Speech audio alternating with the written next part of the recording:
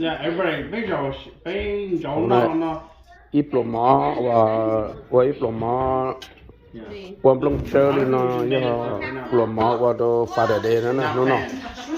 catch up lo. Okay. 龙先啦，对啦，个我弟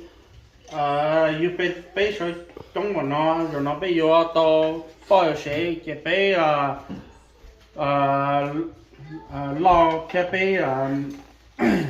中文咯呢，侬那要弟侬我做了个我弟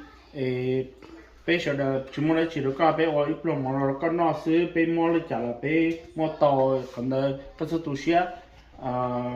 大领导的是我做了说的我做了个隔天我做了一那多说的那去建立是那里多天都才记录上从那自己 retire 的被就要我一路跑的老被就我这个是啥我是都写被就这个鸟才被 enjoy 高路时候那被鸟呢也过年这样呢被说的这样呢被是路被鸟的那是了容多有我的呀这边我知道了你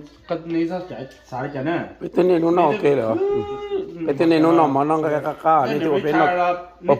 Christmas tu sosiong. Yeah. 被我 Christmas 我们的我发的你呢被我领导说了你说啥家被我那干那出来被我领导那是呢 No certainly.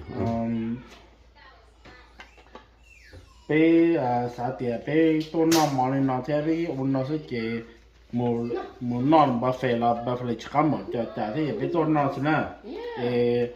happy father day ne shana or yin jong mo do Ta da sha da. yi pa ne